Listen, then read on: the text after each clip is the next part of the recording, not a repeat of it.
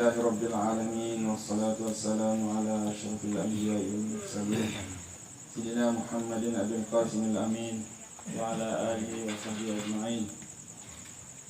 Rabbi shrah li sadri wa yassir li amri wahlul 'uqdatam min lisani yafqahu qawli. Subhanaka la ilma lana illa ma 'allamtana innaka antal alimul hakim.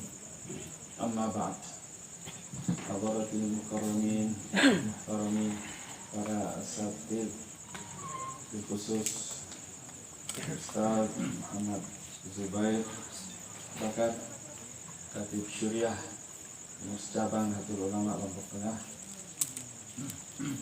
genap para sesepuh menikmati sama bide Kanda di lalu Praetno, dan segenap hadirin hadirat yang malam ini pulih tahu hadir di majelis wirid ini. Alhamdulillah, kita panjatkan puji syukur dari Allah Subhanahu wa Ta'ala yang telah memberikan kita nikmat sehat, iman, Islam, dan juga taufik untuk dapat hadir di sini menjalankan amal kita yang terus kita insya Allah akan laksanakan secara istiqomah, berkumpul dalam acara pembacaan Wirdul Manhal. Salawat serta salam moga tetap tercurah kepada junjungan alam Nabi besar kita Muhammad sallallahu alaihi wasallam. Hadirin hadirat yang muliakan, ada beberapa orang dari kalangan tabi'in yang terkenal, di antaranya yang bernama Uwais Al-Qarni. Uwais Al-Qarni meskipun hidupnya sudah lahir pada zaman Rasulullah, tapi dia tidak sempat berjumpa dengan Rasulullah.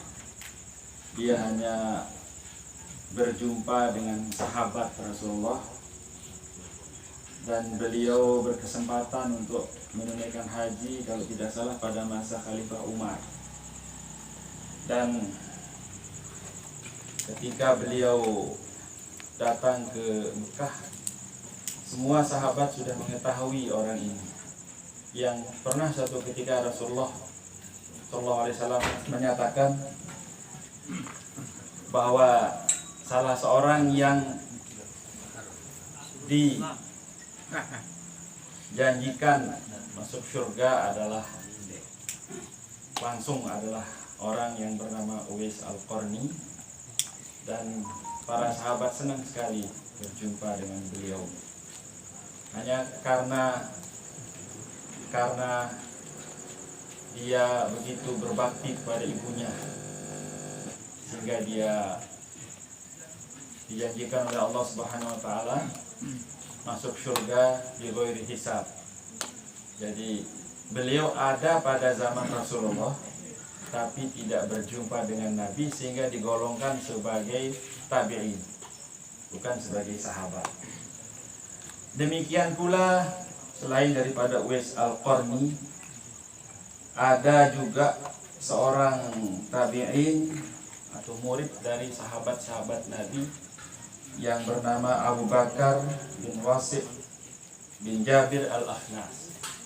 Dia terkenal karena ketekunannya beribadah kepada Allah Subhanahu wa Ta'ala dan sikapnya yang selalu merendahkan dirinya, selalu menganggap bahwa dirinya adalah seorang pribadi yang kurang dalam segala hal, sehingga tidak berhentilah beliau dalam kehidupannya ini, tidak pernah berhenti untuk tekun beribadah kepada Allah Subhanahu wa Ta'ala. Maka figur yang bernama Abu Bakar bin Wasif bin Jabir Al-Akhnas itu dikenal luas di kalangan umat Islam pada masanya. Ketika tentara Islam berperang, maka mereka sangat membutuhkan orang-orang semacam Abu Bakar bin Wasif bin Jabir Al-Akhnas ini karena kedekatannya dengan Allah Subhanahu wa ta'ala. Kenapa mereka membutuhkan orang seperti ini? Karena doa-doa mereka dibutuhkan, karena pertolongan Allah Subhanahu wa ta'ala terasa menjadi lebih dekat karena bantuan doa orang-orang yang dekat kepada Allah Subhanahu wa ta'ala tersebut. Pada saat Panglima tentara Islam memimpin pasukannya untuk berperang, dan kebetulan mereka merasa kewalahan menghadapi musuh yang demikian banyak dan kuat, maka mereka menanyakan tentang di mana Muhammad atau Bakar Muhammad bin Wasi ini berada. Untuk apa? Untuk juga memohon support, dukungan, memohon agar beliau ini mendoakan tentara-tentara Islam tersebut. Nah, ini sangat membantu, memberikan, menambah, mensupport moral pasukan dan keberaniannya, dan juga bagaimana mereka menghadapi kesulitan-kesulitan yang luar biasa di medan peperangan. Suatu ketika Panglima perang bertanya di mana keberadaan Muhammad bin Wasi. Maka para sahabat menunjukkan keberadaannya, dan Panglima perang tidak berani jauh dari Muhammad bin Wasi. Apa kata Panglima perang Islam?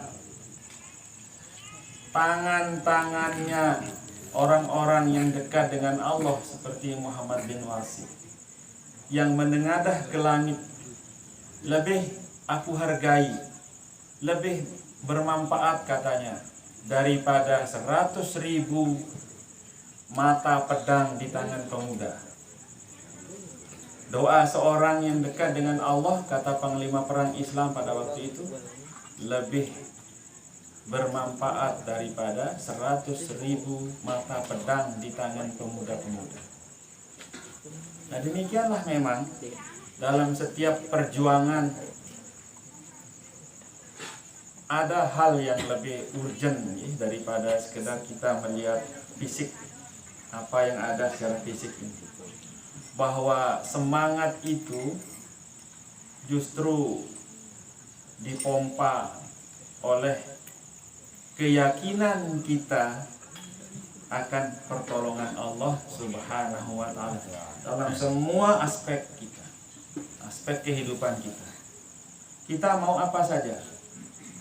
Maka yang nomor satu bagi orang yang hatinya bersih, suci hatinya, tentu nomor satu memprioritaskan pertolongan Allah Subhanahu wa ta'ala. Amin.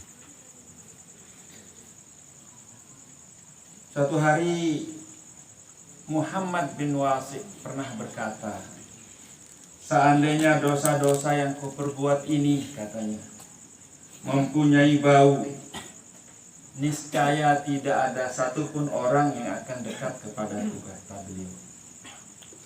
Artinya apa? Bahwa kita semua ini punya dosa, punya salah, punya noda di dalam diri kita. Tapi Allah sembunyikan dosa-dosa itu, tidak kelihatan. Andai lagi, andai dia minta berdosa niki mau an marak jentut arwan, atau yang marak arwan napi andai ni, nggih sembung andai mu atau tompel andai ni. Nah, saya mau marun atau berbau, dia tak bani rapat, jadi dengar.